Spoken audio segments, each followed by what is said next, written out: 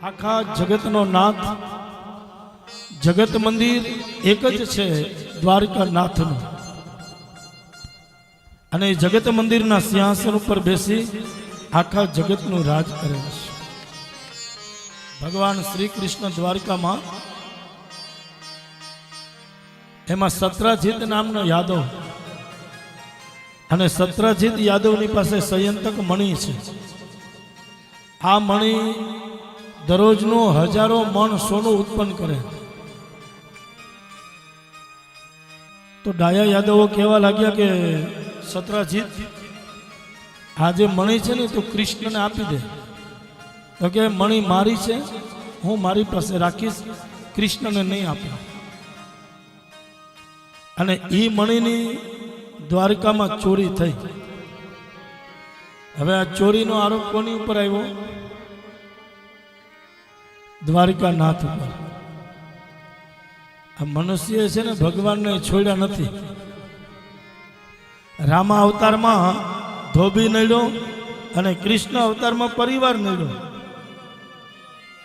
રામા અવતારમાં ધોબી નડ્યો અને કૃષ્ણ અવતારમાં પરિવાર નડ્યો. સત્રાજીતે આરોપ નાખ્યો કે કૃષ્ણએ મારી મણિ ચોરી છે. તો શ્રી કૃષ્ણ પ્રભુ આ મણિને શોધવા માટે જઈ રહ્યા છે.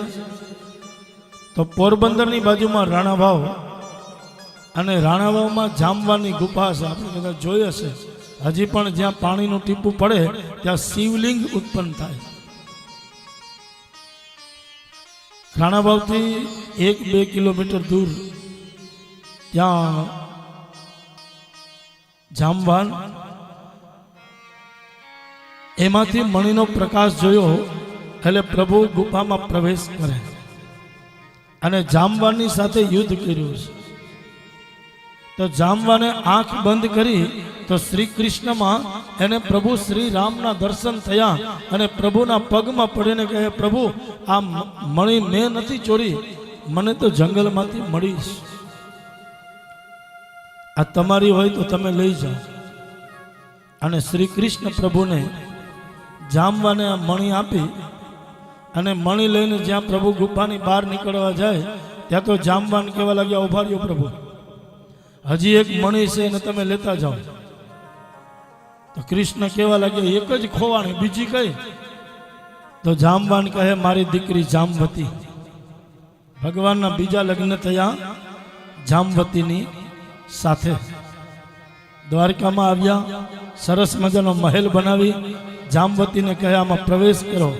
બધાના મહેલ અલગ અલગ બનાવે, ભેગા હોય તો વાસણ ખોખડે ને,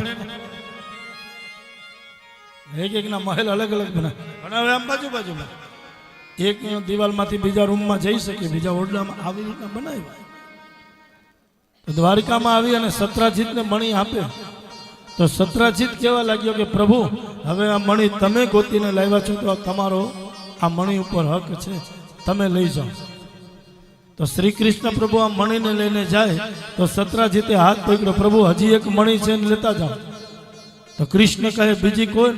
તો કે સત્રાજીત કહે, મારી દીકરી સત્યભામા. પ્રભુના ત્રીજા લગ્ન થયા સત્યભામાની સાથે. પ્રભુના ચોથા લગ્ન થયા મિત્રવંદાની સાથે. પ્રભુના 5મા લગ્ન થયા કાલિંદીની સાથે.